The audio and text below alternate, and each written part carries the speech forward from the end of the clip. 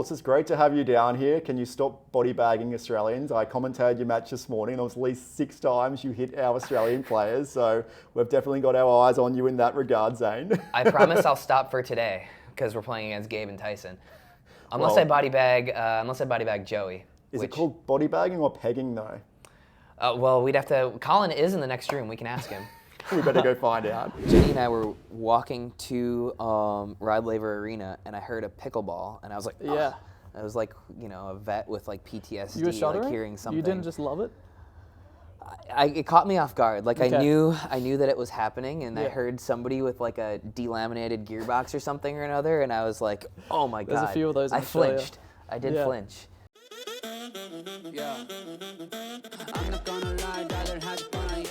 All right, Connor, welcome to the Pickle Pod from Australia this time, from Melbourne. Yeah, dude, it's awesome. You having a good time? Yeah, I'm having an unbelievable time. We got here nice and early, did a bunch of touristy stuff, tried the Vegemite. I'm convinced that nobody actually eats that crap. I think that's just a prank that they pull on Americans. No, always. So something that a lot of people don't know about me, I actually served my 2-year Mormon mission here in Melbourne. And so everyone that came over from the state, they try to give you a whole spoonful of Vegemite, which is awful, by the way. But if you have it like soup, it has to be like bread, a ton of butter, super, super light Vegemite. Still not great, but tolerable.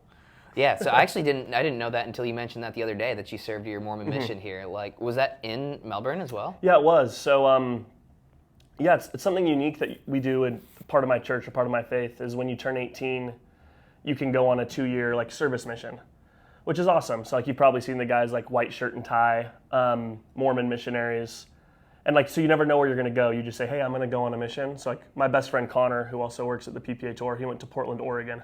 Okay. Right, so he kind of got piped. Does he have a little FOMO from? Yeah, I know, because he's been here the whole time. He's like, I can't believe you got to go here. Like, this is crazy. But yeah, so I came out, lived here for 2 years. I lived about 12 weeks here, like actually in the city. And then I spent 6.5 months in a bunch of towns right on the Great Ocean Road, which is pretty cool, which I think you went and saw. Yeah. And then did another 6.5 months down in the Geelong area. CJ Klinger posted a post. He went and saw the football stadium there. So I was down there and like spent some time there. And then I was actually in Tasmania for 6 months. Oh, damn, dude. Nice. Yeah, it's pretty cool. Yeah, you got to tour around a good amount. Exactly, huh? Yeah, it was a blast. Well, how excited are you to this is the first official international PPA Tour stop, correct? Yeah, it is. It's the first time that we've had a real international event. And I think, we have a lot of momentum for pickleball to continue to grow internationally. I think we saw what's happened to pickleball the last 5 years in the United States, and I think everybody's super bullish of what it could be and what it could turn into. I think running an entire tour here is definitely going to be at a smaller scale. But when you talk about 1 or 2 events that we really collaborate on, I think you can see the potential here. Like anybody that's not here, they're probably going to want to come next year. There's a great foundation of being able to make this into a really big event. So yeah, I mean, we're just stoked. I mean, when I think about like what is our international plans as the PPA Tour, it's looking to structure more partnerships like we have with the Australian PPA Tour and the Australian MLP group, which is kind of giving them the roadmap, helping consult with them, helping them learn from the things that went really well that we did, learn from the things that maybe didn't go so well, and really give some high-level support, let them do their thing when it comes to running their league, their tour, and then having one special event where we do the best we can to bring players like you over to be able to come and participate. And, it's their biggest and best event of the year, and it's something, some kind of international type circuit that we do. And I think hopefully we can replicate this. The next step from here is going to be doing it in Asia. It's already well on its way. And then I think that the one after that will be Europe. Yeah, I mean, I think it'd be really cool to you could almost have your PPA Australia finals around the same time as the time that the American players come over for that one really big event. Would be a pretty cool deal. You can showcase the Australian talent. Yeah, like the best of the best here. The best of the best, and then see how they face up against the US. And I've been pretty pleasantly surprised. Obviously, the singles, the translation is quicker. You have guys like Tom Evans who are playing really well. Fook did a really good job as well. doubles are a little further off, but the top talent is close enough, right? I think the top talents are probably players that might be winning one round in a PPA main, probably fighting through qualies, losing first round potentially, but it's not crazy far off at the top here, right? They need to come train in the States for a little bit and then could play like pretty competitively, I think. And I think we'll start seeing some players in the U.S., similar to other sports where they might be just kind of scraping by on the pro tour there and maybe come over here and decide to 100%. play for a year and get better, and maybe they stay, maybe they go somewhere else. You got like for the BYU Mormon fans, I'm a Utah fan, but you got someone like a Jimmer Fredette, which was like the man in college, struggled in the NBA, ended up going and playing overseas and had a hell of a career. So I think there's going to be people that are trying to find, like, what's great is that there's more pathways in professional pickleball for more people, and I think we're going to see people from the U.S. coming over, and then I would imagine as talent, the top talent here, it's a nice pathway for them to be able to come to the States and play against the best of the best.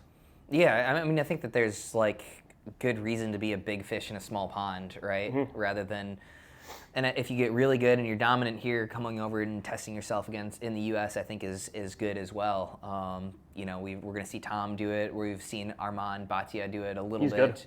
Which unfortunately, it sounds like there was no deal put together there. He's going over. We're still working on it. Still working on it. Okay, we'll see where it ends up. Yeah, I'd be curious to see how that happens here. But tell me a little bit more about Asia and Europe, as you mentioned.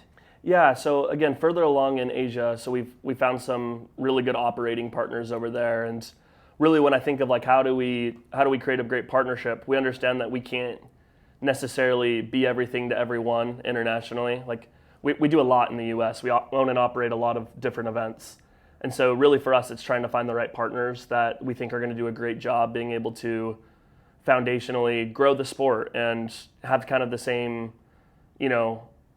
morals, goals, objectives that we have in the United States, and how can we help them do a great job. So China in particular and Greater Asia, we're going to have an event there that will be this fall, which will be similar to this, kind of their kickoff event. I think this year they'll end up running 6 PPA Tour Asia events. Okay. And then the following year they're going to get to 12 where they run one a month. And then MLP is a little bit further away because it's just what's so different about over there is I think where they have ended up is they almost feel like they have to have a league per country because it's so hard running things inter-country in Asia. So doing something a little bit similar to soccer where everybody kind of has their own league. Kind of like beefs over there. Yeah, exactly. There's a lot of beefs. Exactly. It's so much more complicated over there, and you need the government to say yes to everything, which is sometimes hard for us. Even here in Australia, it's just a little different for someone trying to start a business and try something. Like in America, you can basically do whatever the hell you want and, try to grow something. That's why we love it. Yeah. Here you got to find permission, and go through the right channels.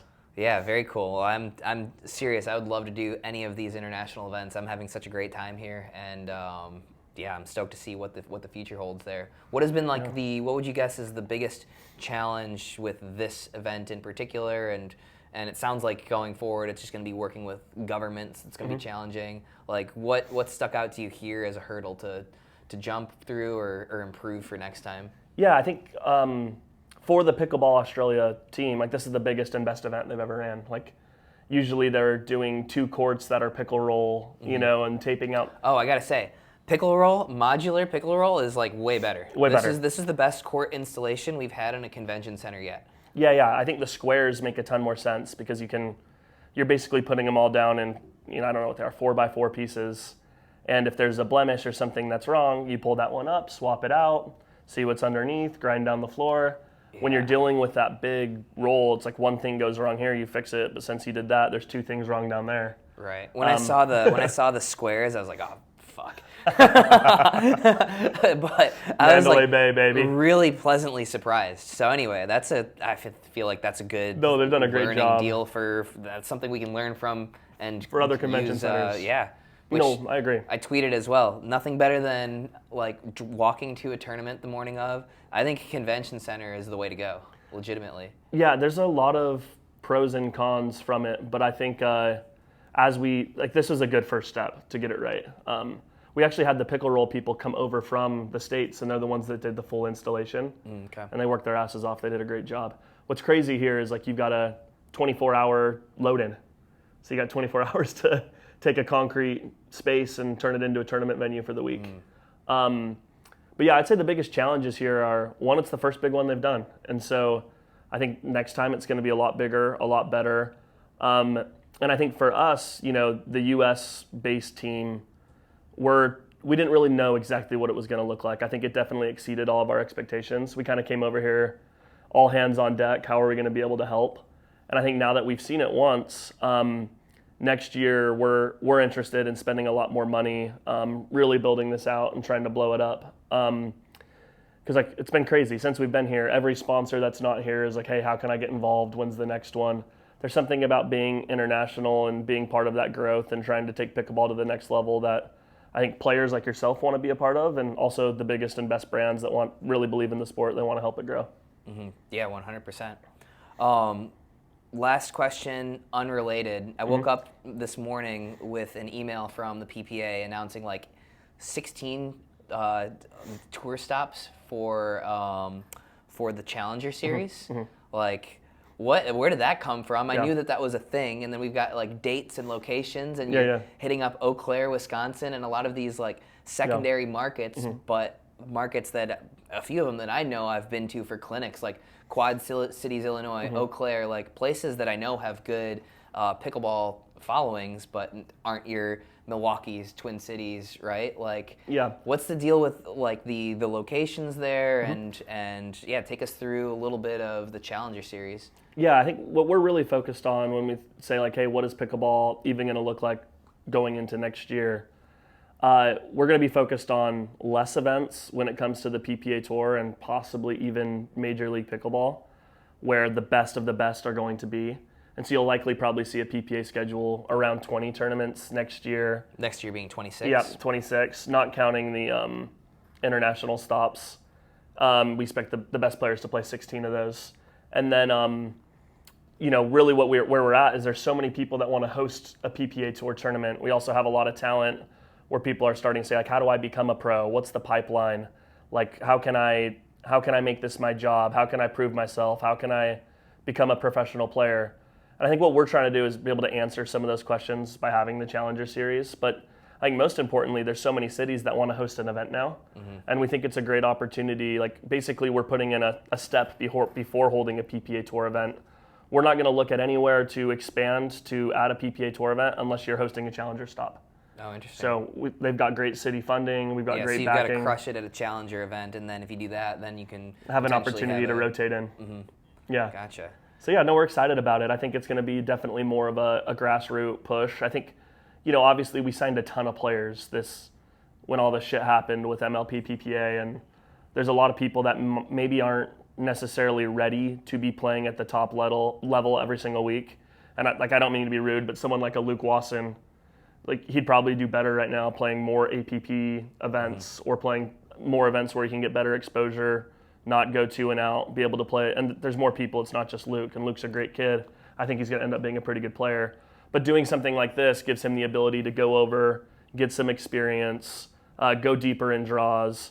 And so like someone like him, I'd like to actually see him playing less PPA Tour events, focusing more on playing the Challenger circuit, becoming a better player, and then working his way back into the PPA Tour. Yeah, that makes complete sense. Put him on blast. yeah. Not to call out Luke Wasson, but Luke Wasson. Yeah, no, he's going to be good though. I agree. He's going to develop, and it's interesting those players that don't have the racket background or tennis background, they seem to have a slow and steady upwards trajectory, whereas the tennis players will be here and then all of a sudden have that like breakout tournament, and then it's no looking back. So no, I agree. Yeah. So what made you choose the Australian partners? Just curious. You're the only American, right, that came over, or from the U.S. tour that is not playing with the U.S. player, I believe. Oh, is that true? Did anyone else do that? I don't know. Yeah, I guess I don't know. Well, Maddie is. Maddie behind the camera is playing with a local Gold Coast girl. Let's go. 4 or 5, baby. So Joey lived in Austin until I started playing with him like a month and a half before he was moving back to Australia, and I just thought like this would be so much fun. Hit it off with Joey. He had to dump his partner George, unfortunately. Oh, we dumped him? No, I think they talked. George Wall, is that who it is? Yeah, but we chatted like plenty time in advance. But And then I just figured, like, I thought it'd be fun to play with another Aussie, and I didn't realize that Rose wasn't actually originally Australian. I knew that she She's was good, like, though. she is good. Yeah. She is good. I knew that she was playing a bunch over here. Where's she from? She's from the Netherlands. Does she actually live there? Or no? She's No, here she now? lives in Australia. Like, she's lived here for the last 18 months or so. I think she mentioned on the podcast. But Cool. yeah. Well, good So, luck. yeah. You got a few more to go. Hopefully get the home crowd a little bit. I was hoping for an Aussie chant yesterday when we were playing Joey. against Gabe and Tyson, but no Couldn't get dice. He didn't get him riled up enough. And if I start it, that's, I guess, not racist, but probably frowned upon. That's too good. Yeah. Well, appreciate it. Appreciate you coming over here and trying to help grow everything. I think everyone's really enjoyed having you over here. Yeah, it's been entirely selfish. I'm having fun. All right, Connor, thank you. Thanks, Appreciate man. it. Appreciate it. Thanks. How many cracked pickleballs have you tossed in the trash lately? Too many, right? Komodo Pickleball has a solution, the BioBall. It's the world's first USAPA-approved biodegradable pickleball that lasts up to 5 times longer than standard balls, up to 70 games, thanks to technology that prevents them from going out of round so fast. Consistent bounce, superior control, and eco-friendly. Win for your game, win for the planet. Get your BioBalls at komodopickleball.com or visit the link in the description. Let's keep our courts green, one rally at a time. That's KOMODO pickleball.com. Good? All right. Let's go. Joey, welcome to the Pickle Pod. We got no Thomas here. Happy to be here. Yeah, Thomas is overrated anyway, so. Yeah, let's do so it. any relation? 2? Joey, What do you mean? what do you... Well, we've heard that baby kangaroos are called Joeys. Oh, yeah. Baby kangaroos, baby koalas, all the babies in Australia are Joeys. Are baby koalas Joeys Yeah. too? Yeah. Where the hell does that come from? It makes no sense. I don't know. They just named everything after me, I guess. And ran with it. Nice. So actually, we're playing the tournaments together here, and Joey moved from Austin That's to it. Brisbane. He picked up an accent really quickly. Yeah, I got a good Australian accent. It's almost natural. No, I'm from Australia originally. I was living in Austin for a few years, and then, moved back home. Yeah. So is it cool to have a PPA tournament here in your Yeah. somewhat neck of the woods? I know you're like It's 12 sweet. hours away from here, but Yeah, no, it's nice to have the PPA in Australia. And, I mean, there's so many fans out there today. It's crazy. I've never seen so many fans at a pickleball tournament in Australia. So they're showing up, they're enjoying it, and I'm having a lot of fun too. yeah. But you are signed with the other league though, right? So there is Yeah. NPL here within Australia, and then there's also MLP PPA Australia. So take us through how you sort of see the landscape. Yeah, so in Australia, there's the 2 leagues, like you said. There's MLP and PPA on one side, and then the NPL on the other. Both are really, trying to bring pickleball from the ground up in the country. They're going in different directions. NPL, they're based here in Melbourne. PPA, I think they're based in Sydney. But last year I played on the PPA Tour here. Did pretty well for myself, and I don't know. I just aligned with NPL this year. We'll see how they go. They do a lot of activations in the community and maybe more grassroots work with Sure. pickleball in Australia versus PPA and MLP are very heavily focused on the pro scene. So yeah, kind of there's a few different avenues that they can go with in Australia because it's so early here. Sure. already. I guess similar to a APP versus PPA in the US. Yeah, in some there's sense. always going to be like some competition for sure. And Yeah. so on top of doing NPL stuff, you're also playing PWR, right? PWR, yeah. So the NPL, they're aligned with the PWR internationally. So yeah, I'm going to be playing in the India League in March, and then hopefully a few more PWR tournaments around the world this year, which is pretty sick. So I get to compete against like top level US players, top level Asia players, traveling around. Yeah, Pretty 'cause exciting. there's a decent chunk of American players playing that were recently drafted to NPL as well, right? Or a handful? Yeah, NPL not so much. Or was that PPA Australia? MLP Australia. Okay. MLP Australia is pretty relaxed in 2025 with their rules of international players, so they have a lot of talent from Europe, Asia, and America. So they've got maybe a quarter of the players are Australian, but it's Oh, pretty really? heavily Okay. loaded with international players. So the NPL league, it's almost exclusively Australian players. and you play kind of some rounds within your state, and then you go to a finals in Melbourne. So it's more like local pickleball, and then if your team's good enough, you progress to the final. Whereas MLP, it's international players kind of going to different destinations like New Zealand, a bunch in Australia. So yeah, I guess that's kind of how the PPA is doing it within the States, and MLP, you bring everybody to one area, and you like, traveling sort of show versus, from what I understand, NPL is doing like, sort of like regions, right? Yeah, like setting up like hubs, and then so all the Victorian players will play here in Melbourne for a few rounds, New South Wales and Sydney, Queensland and Brisbane, and then the best of those areas then come together, versus just paying to travel for every single tournament. So NPL, are there any like restrictions on foreigners playing? You said it's primarily, almost entirely Australian players. No restrictions on foreigners playing, but it just doesn't make financial sense to kind of set yourself up in Australia for as many rounds as they need you to play, because you have to play 5 rounds, say in one state in Brisbane, so you'd have to stay for, and that's split across a few months as well, so it'd be a pretty big financial commitment for a US player to play the NPL. So it makes sense if you're already kind of like based out of somewhere in Australia to be doing those, but not like traveling all the way. Yeah, exactly. So it's not, there were a few international players kind of on the draft list for NPL, but they dropped off, I think, once they realized, hey, it won't make financial sense unless we go all the way to the finals. So what is that, are you able to share what that like looks like financially in terms of prize money for NPL stuff? I should know this off the top of my head, but so it's teams of 4, and you play each state. There's 3 states involved. They have 6 teams, so 18 teams total. The top 2, or close to the top 3, the top 8 overall will go to Melbourne for finals after 5 rounds and compete for $100,000. Oh, damn. Okay. Yeah. But those are fake dollars. Yeah, Australian pesos, I guess. Yeah, not quite American dollars. You must be loving it here, spending American dollars. Yeah, everything's free, dude. Yeah, it's silly. Australian dollar's pretty weak right now. This is one way to just piss off the entire country really quickly. Yeah, just everything's free here. No, living in Australia is great, unless you're trying to buy a house, and then you're kind of screwed.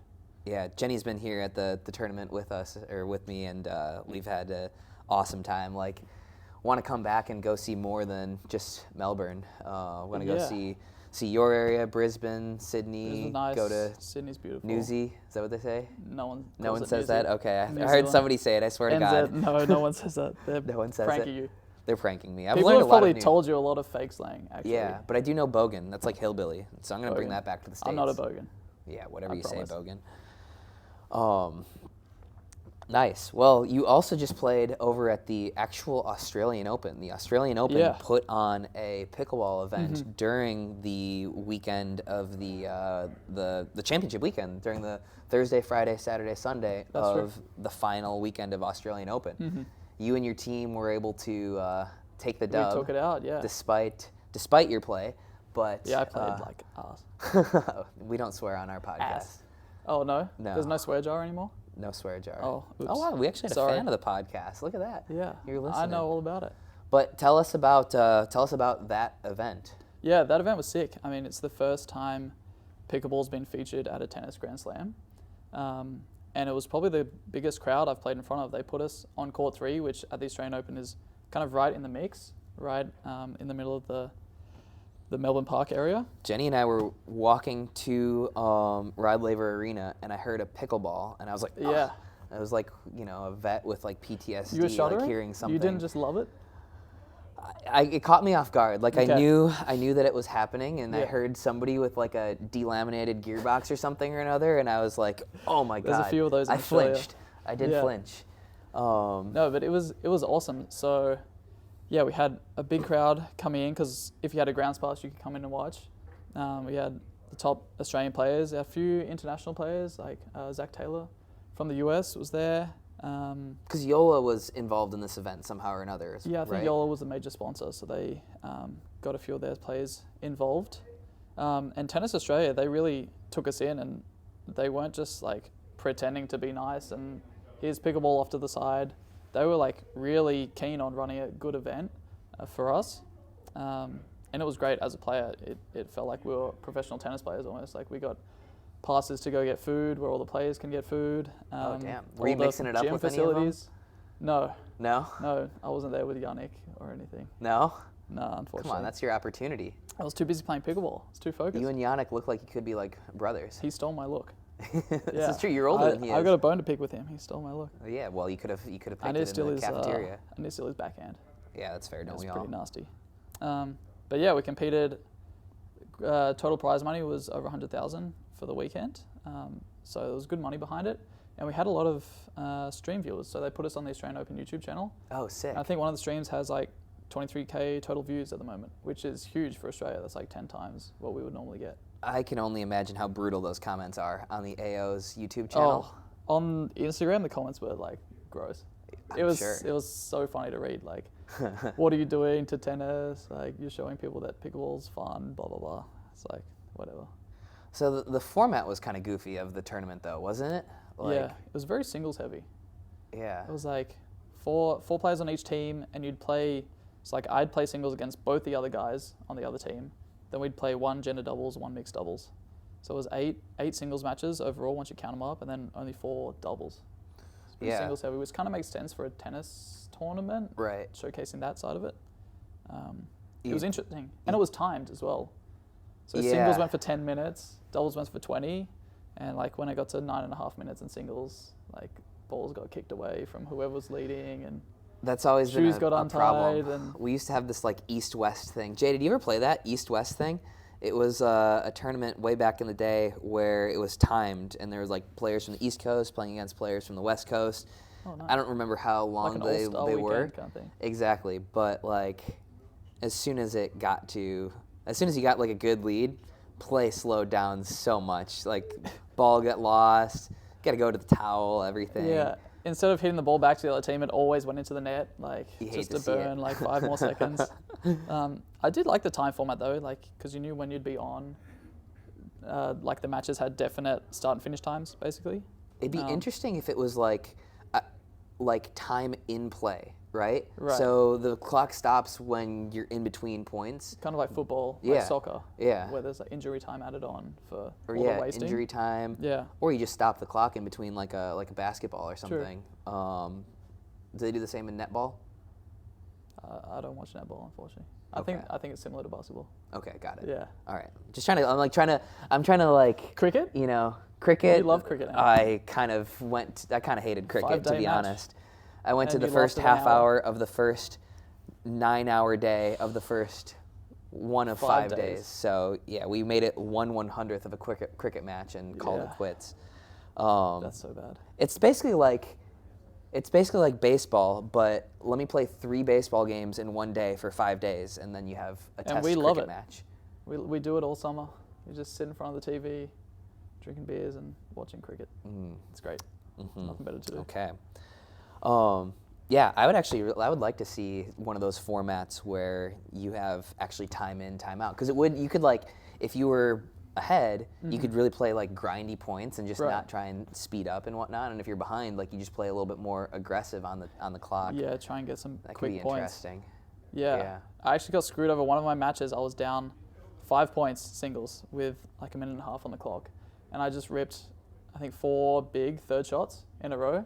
And so I brought it back to a 1 point down. And then on the final point, instead of the ball like getting hit back to me, it got hit into the post of the net and like bounced away. And I was like scrambling to go get it. But then I didn't get my serve in time, so I just lost by a Oh point. no! I was gutted. Like go sprint to go pick up the ball. I looked so dumb running to get the ball. So from what I understand, there were 8 singles points, 4 doubles points, and you get to a situation where the team matches 6 games to 6 or 6 sets or 6 Yeah. whatever you want to call it.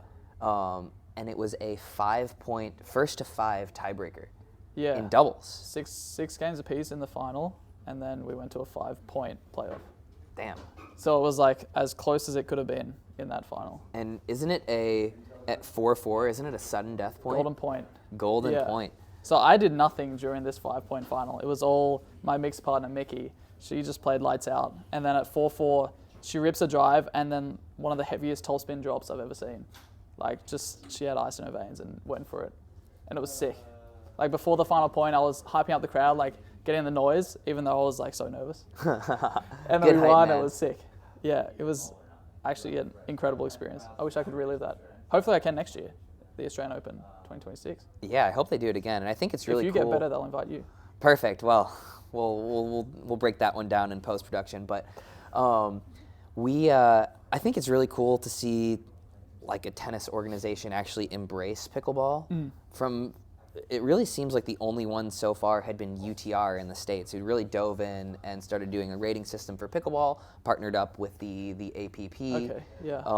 And seeing the AO do it, I think, should be a wake-up call to any other governing body, because if you're afraid that pickleball is going to take market share from tennis, as you probably should be, right? Why not attempt to like own that space? take some of it? And they obviously have the infrastructure. They know how to run an event better than anybody and anybody, right? Like, Yeah. why not try and run your own deal? So that was really, I think, encouraging that they're willing to sit through the hate comments of you playing pickleball, but I think they see the long-term vision there, huh? Hey, I mean, we didn't get any hate comments in person, which was nice. But yeah, the AO, like, they just click their fingers and they can put on a sweet tournament because they know how to do it. Yeah, I think Tennis Australia and Pickleball Australia, I don't think they're best friends, but they like see eye to eye on a few things. Whereas in the US, it's pretty, USTA doesn't like US APA, do they? No, it seems like they're pretty Anti. Yeah, it seems like they're very much at odds. So just going to have to keep stealing tennis courts for pickleball. Yeah. Make them even more mad. Yeah. All right, well, Joey, what else you got for us? Anything else? You ready to go take on Tyson and Gabe in the semis? Yeah, we're in the semis. I'm feeling good. I feel like having the US players here like yourself, it's interesting to see the talent or the skill difference between Australia and America. So I feel like we're getting closer as a country, but there's still a bit of a gap as seen by some of the results. So in this semi, I might just go out swinging and see what we can do, because I don't feel any pressure. It's a good opportunity for us to see what we're about. Yeah, for sure. Well, I asked Joey in one of our matches, I was like, should I yell Aussie, Aussie, Aussie? And he's like, no, they won't like that. No. If you yell Can you at least? That'd be dope. I mean, we got Maddie here, like, that'd be unbelievable. I don't think I've ever social yelled content. that before. I'll try. If you do it with an American accent, you'll get booed, probably. I probably deserve No, to. I think the crowd likes you enough that they'd go along with it. You should try it. Well, Can we hear your Aussie accent? Yeah. see, here's the thing. I do an Australian accent and it's all funny. I do an Indian accent and that's racist. So, and I'm half Indian too. So like, let's have some consistency here. Just do both. An Australian Indian. An Australian There's plenty Indian. of that. I don't know. You're really putting me on the spot. But I hope that you very much enjoyed your butter chicken earlier. My butter chicken was great. I feel like I'm And I speaking swear to Armand. if I swear I get canceled, then it's on you. Yeah. No, that's on Maddie. That's on Maddie. I Yeah, agree. right. All right. I like you better That's than it. Thomas, dude. This is Do I? yeah. Thomas is just so good looking though. You can't kick him off. Cut. All right, dude. Thank you. Cheers, mate. Cheers, mate. Cheers, mate. Okay, I think we've all played with that guy who will literally halt play to dry his hands off on a towel. We've all been there. Sweaty high five, the slippery paddle, the sudden urge to sanitize your entire being. In pickleball, sweaty hands are the enemy, but not anymore.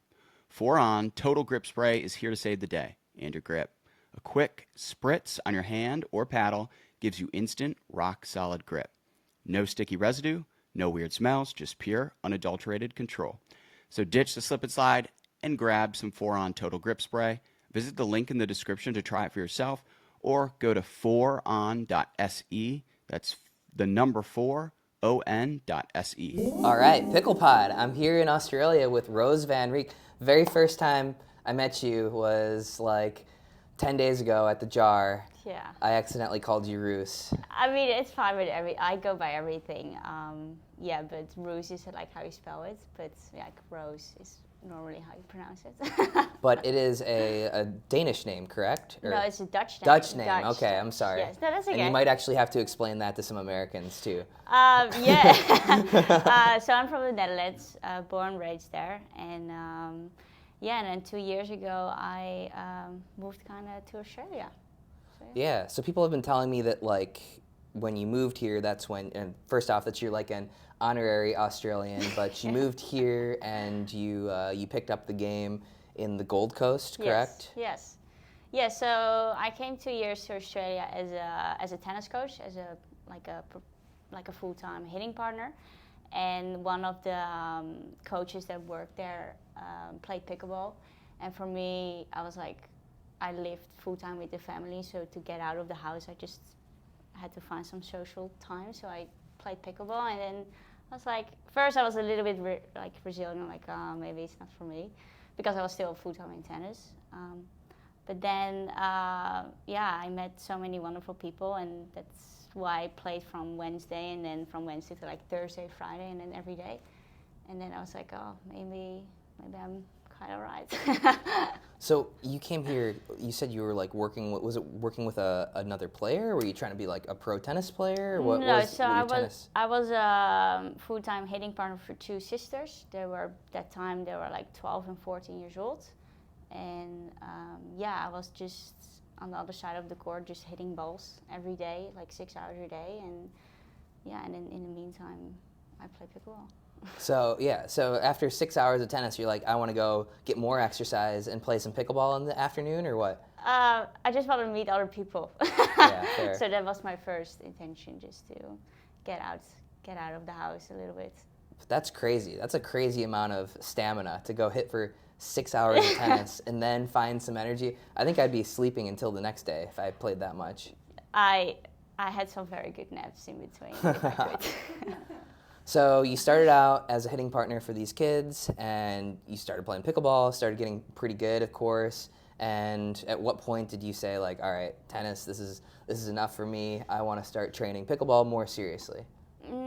I think that was when, that was like a year and a half ago. I got an opportunity to go back to Australia because there was like a Duper development team at that time. So I got an invite to go back and play a little bit more. Were you back in the Netherlands at that point? Yeah, I was actually doing a road trip, and I was like a week before I went home. I got an opportunity to like come back actually. So I was going back anyway to the Netherlands, and then I was like, okay, I got a phone call. Do you want to come back to Australia? And I was like, I actually signed up for my school again because I'm technically in my gap years. And then I took another gap year because then this opportunity came. This is going to be a long gap year for you. If you keep playing, I'm already in my second gap year, so I maybe have to think about it as well. If you keep playing as well as you're playing, there might be many more gap years to come, hopefully. I mean, it's tough. Like, the amount of play and travel that you have to do. You used to be able to be a pro pickleball player and have a full-time job, right? You know, pretty much all of us were pro pickleball players with other full-time jobs, kind of weekend warriors back in 2018, 2019, 2020. But the game is obviously getting so competitive now that if you're not out there working on your game for 5+ hours per day, you're going to get left behind. And so you kind of have to have a little bit of a gap year. So now you are signed with PPA MLP Australia, correct? Yes, correct. And take us through like what that deal is like. What factored into that decision? It was a pretty tough decision, especially in my situation, not original from Australia. So I say I'm based here kind of, but I'm not. Still, the Netherlands is home. So for me, the option to go MLP or NPL, so that's like the two leagues here in Australia. NPL is like just 1 or 2 days in the weekends, and then flying back every time for just like 2 days, that was just not an option for me. And then with MLP, it was for sure like a week, like it starts on Thursday and Sunday. It just gives me a little bit more a reason coming back every time. And I did pretty well in the first season of MLP, so it makes sense to like continue that relationship. And I'm just happy with the decision I made now. And now I'm playing here PPA, and maybe it gives me opportunity to go to the stage, which is ultimately the goal. Mm-hmm. So I was like, okay, this is for me the best option. Yeah, I was kind of curious about that, right? Because we recently saw Tom and Elena sign a contract for the PPA US, which was a first. I think I believe they're the first international players to sign a contract to play in the States. And so you mentioned, like, is that the ultimate goal, you think, for a lot of these players? Because don't you also, wasn't Amelia Schmidt, like, didn't she do something similar last year, to your knowledge, or? I know that she went a few times to the States, and I think now with Helena and Tom, which is huge for Australia, that they got signed, it gives a little bit of a hope for us, maybe, to get us going. And and I think now with Amelia going to the States, it just gives more people go there, and we get more acknowledged. So I think it's a good thing. Mm-hmm. I think it's going to be like. First off, I'd have to say I was like impressed with the level of play all around. Like, I think there are a handful of players that are like competitive with U.S. players. Not everyone, of course, but like the top tier of Aussie players, I think, can hang. But like, I think it'll be interesting to see if players like you, who are ultimately wanting to come play PPA US, like, are there any plans to come spend a month and train in the U.S.? I mean, I know, for example, like Armand Bhatia comes to Austin now once every little bit, just to get, the top pro repetitions. Yeah. Like, I'm curious what you think there. I mean, I think to get better, I think you said it just before, with the full-time job, and like you will get left behind if you don't train with the best people. So I think we have to get at a point, we have to go to America too, because the best players are still there. Like, we can see it from this week. So I think it's a good thing to go to the States, and like what you said, like to train there with the people, as long as they want us to play with them. Mm-hmm. So yeah. Yeah, well, I mean, I assume this will ultimately end up much more like tennis, right? And in tennis, you have training hubs, right? Like, Spain is a big tennis training hub. Germany's got a lot of great spots. Tennis is far more developed internationally, but still, the top players congregate in a few different spots. Like Florida in the States is where most of or California. But there are spots all across the world for those sort of high reps in tennis. Not quite yet for pickleball. I mean, Gold Coast is probably about as big of an international. I mean, it might be the best, to my knowledge, it might be the best spot outside of the States to be training. What do you think? Are there any other like hot spots in terms of like a congregation of almost top tier players? Well, obviously, like the Gold Coast is at the moment for us Aussies for us Aussie. You're an honorary Aussie.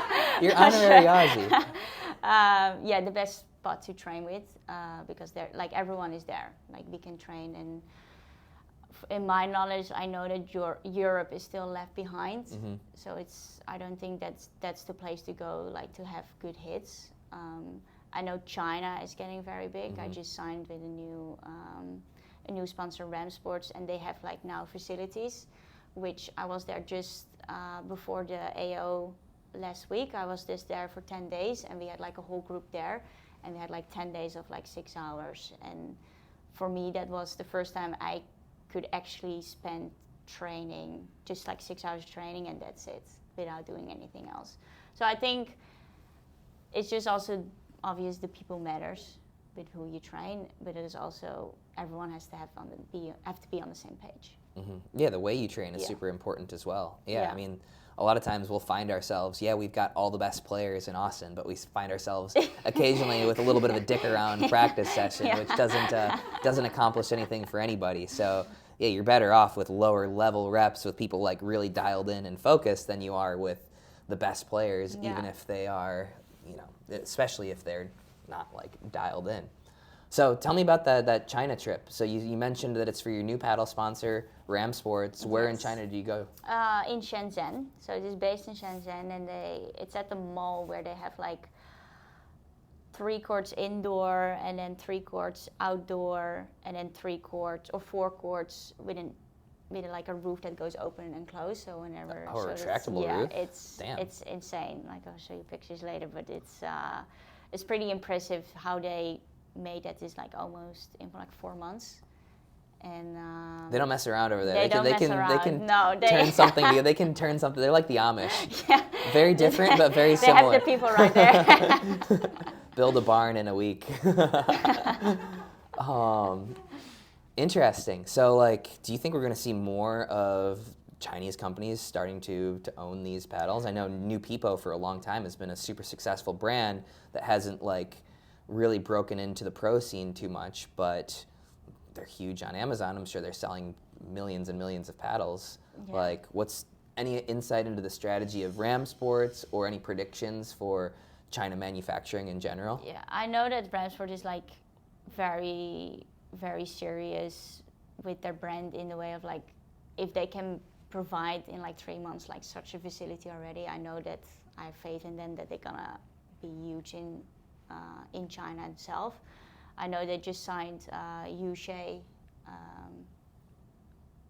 I don't know. Do you know Yushe? I don't know if I do. No. She's very big in China. Okay. Yeah, so I know that they're just gonna try to do the best they can, and especially in China, it's pretty hard to like with the government and everything. But they have good relationships, so yeah, I think they're gonna go big. Interesting. Yeah, that's got to be exciting. So be in on kind of the ground floor of one of these paddle companies. Yeah. Sounds like, unfortunately, though, you're using a Yola for this tournament. Like, with the whole UPA certification and Yeah. whatnot, it seems like it came a little bit too quickly to Yes, get that done. especially it's now Chinese New Year's at the moment, so it's pretty hard to get like EDA approved like at that short notice. But I played a bit last week and I did pretty well, and I know for sure that they will do the hardest that they can to get it quickly approved, and then I'm off to go. Yeah, nice. Who is your, on a different note, who's like your normal mixed doubles partner? Normally it's Jay Gruel, and I played a few times with Armand. Okay. Yeah, I like switching it up, but also not too much. I'm just doing well, and yeah. So Yeah, so who are you? But hopefully we can work something out Get if some we do more? well. Yeah, we'll come to the States.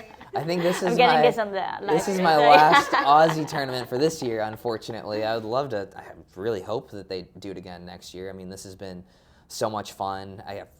I won't beat this to death because I've said this with Brendan, I said it with Joey, but I'm having like an incredible time here. And I hope that they do it again next year.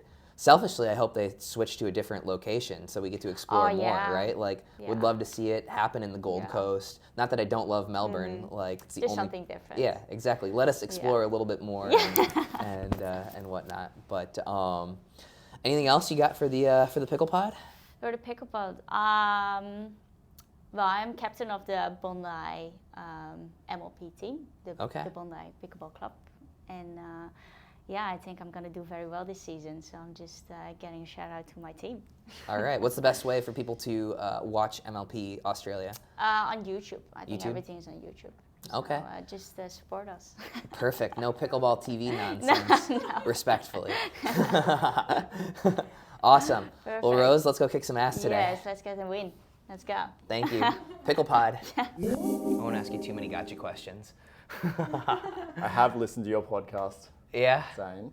So I'm a little bit of an ass. There will be but- curveballs in there, let's be honest, mate. Yeah, I won't. I can't promise that that'll be the easiest interview you've ever done, but maybe it'll be how it goes. entertaining. Yeah. Hopefully. So, guys, I'm joined here with Brendan Lee, the CEO of Pickleball Australia, and so you guys are just kind of like hoping that this event goes really well, not necessarily picking a side within the pickleball landscape here, because there is some, there is a bit of a turf war. You've got PPA, you've got NPL, and I'm assuming your objective is like, we hope they all win, yeah? Exactly right. It's been good for pickleball in Australia. So Pickleball Australia, we're Switzerland in all this. We love what both those groups are doing for pickleball in Australia, and they are doing things very differently as well. PPA has been Australia's partner in the professional space since the start of 2023. So we've had a really good relationship with Adam and the wider team for just coming over 2 years now. So it's terrific to see them and what they're doing, and obviously with what they've brought here to Australia, which what we're experiencing this week. To have the USA pros here is terrific.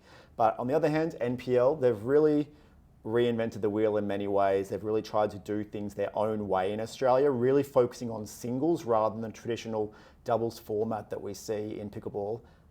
And they're really starting to get good traction behind them. So it's great. It's just great for Australian pickleball. Mm-hmm. And guys, if you recognize Brendan's voice, it's probably from the Memes of Pickleball Outback Steakhouse ad. So you just told me that a minute ago, and you can't let me know these things and expect me not to bring it up. No, commentating for Pickleball TV, which is pretty cool. Yeah, definitely. So were you guys involved at all with the AO and their pickleball event?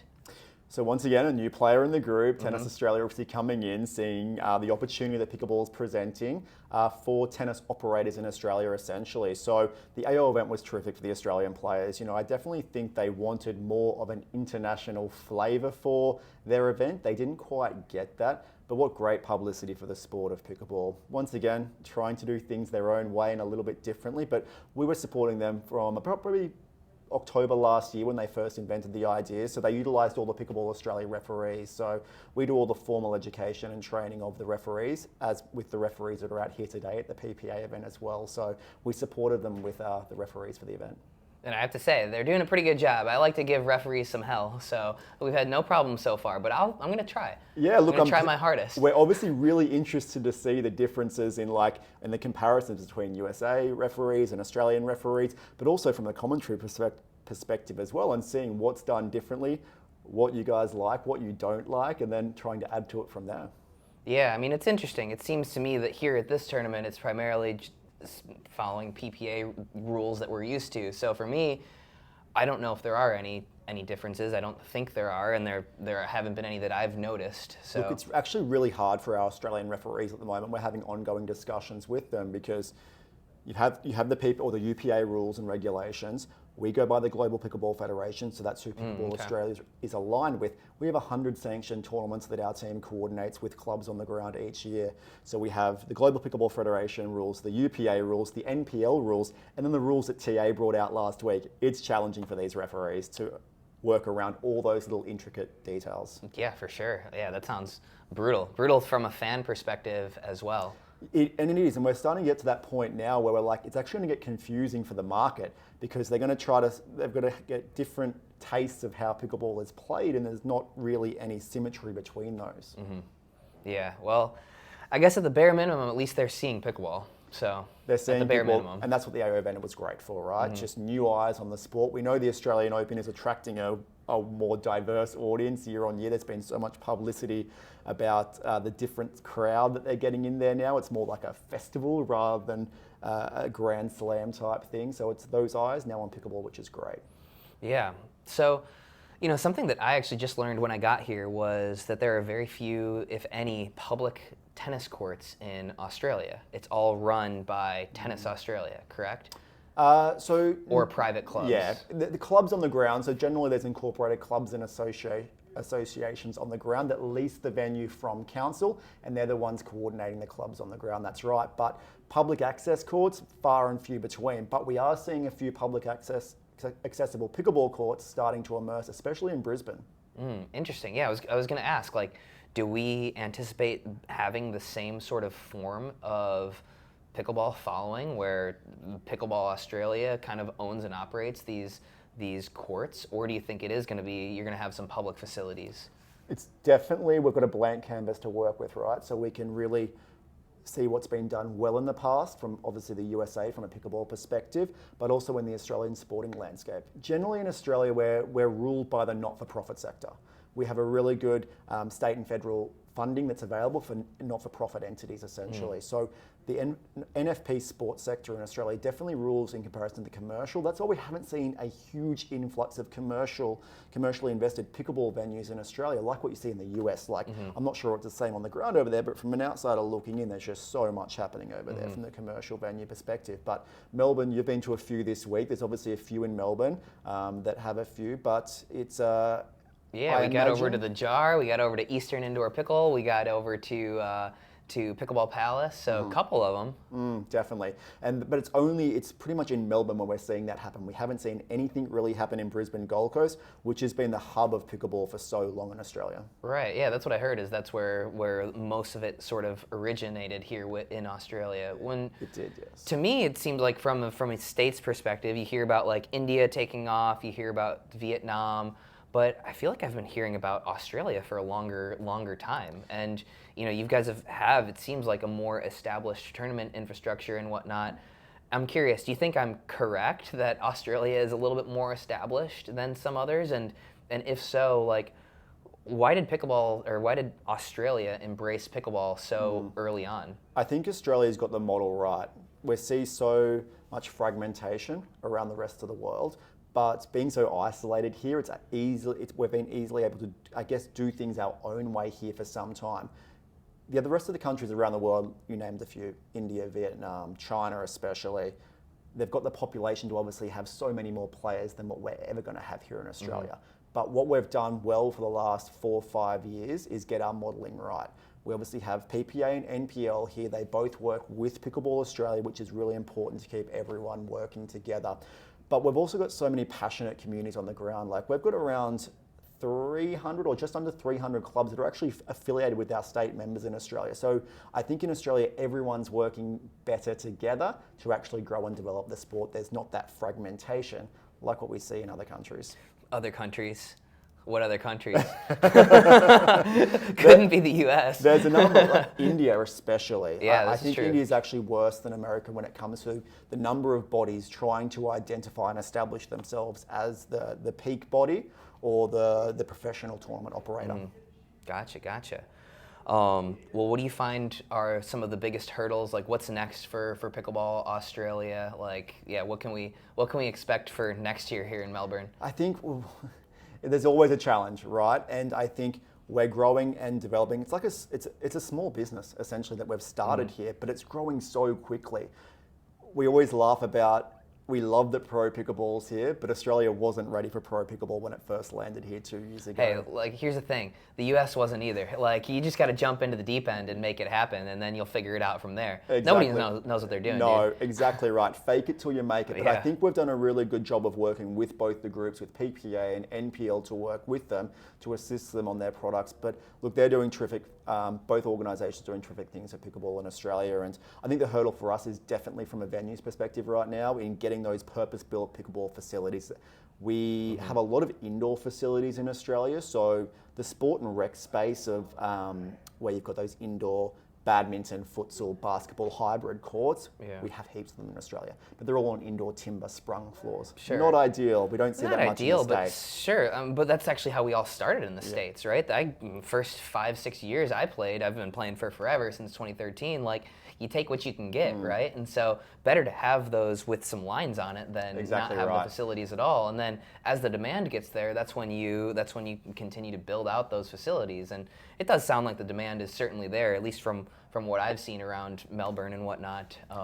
Yeah, Melbourne's coming along really nicely. Like, I think we're having this, if we're sitting down in 12 months' time, Zane, and having this same conversation, I think Melbourne could have definitely skyrocketed to the top. New South Wales is our #1 state by participation at the moment, but I think Melbourne, with what's happening down here on the back of these two events down here, I think we'll see some significant growth. Yeah, you said New South Wales is has the most players currently. What's your data on that? Like, how many people are you considering playing in Australia? So the Australian Sports Commission, which is the governing body of obviously sport in Australia, they've released their Ausplay report last year. 93,000 Australians played pickleball over the last 12 months. 17,000 of those are actually financial members of Pickleball Australia. So oh wow, okay, so you're capturing a huge portion of that. Exactly right. When you compare that to USA, I think 70,000 members for USA Pickleball and what an estimated 40 million casually 50 playing. million have say that they've played. Yeah, so when you think that we're capturing, 20% of the playing population as members of Pickleball Australia, that's really important when it comes to actually governance of the sport. Awesome. Okay, very cool. Yeah, that's a super interesting statistic. So actually a little bit smaller than I would think on the top line amount of people playing, but the capturing of that means like if they're a member of Pickleball Australia, they're a serious pickleball player and probably They're playing invested in the multiple community. times per week, I would have to guess. Exactly right. They're not just an email address or someone that picks up a paddle once. They're actually invested in playing consistently, as you said, week in, week out. And most likely, I think the number is a third of those members are actually playing tournaments and leagues across the nation. Damn, sweet. Well, we could actually learn something from you guys then of how to like bring these people from a casual player into the actual ecosystem. Because that's one of the biggest struggles of PPA and the pro game in the States is people love to play, but they're not necessarily joining any other sort of body, right? And that's important, and you can see myself here today and board chairwoman of Pickleball Australia, Jen Ramamurthy. We like to get on the ground and be in our communities, and we think that builds trust in the communities. We like to go out there and listen to what they're doing and what challenges they're facing to try and help them, and of course, that helps us grow the sport. Perfect. Well, Brendan, anything else from you? Not at all. It's just great to have you down here. Can you stop body bagging Australians? I commentated your match this morning. There was at least 6 times you hit our Australian players, so we've definitely got our eyes on you in that regard, Zane. I promise I'll stop for today because we're playing against Gabe and Tyson. Unless I body bag Joey. Is it called body bagging or pegging though? Well, we'd have to. Colin is in the next room. We can ask him. We better go find out. I have one more very, very super duper serious question for you. Do you like Vegemite? I am a big fan of Vegemite. You really are? Have you tried it? I've tried it. I put it on toast with butter. Oh yeah, that is the way to do it, and you didn't like it? I've eaten worse things, Okay. but Yeah. like, what is the appeal? What is it? So I think it's just born and bred into us, really. Like from a young age, like your parents did us. It's such an easy snack, like for breakfast. It's like make some toast with Vegemite, out the door, done. But when we see people come to Australia, like try Vegemite, and they give it to you on a spoon, and like they're like, Oh, no, you it's can't like do you that. can't eat Vegemite like that. Zane. I think I laid it on a little bit too thick too. Yeah. Okay. Yeah. Definitely start small and build up. Yeah, I've heard that.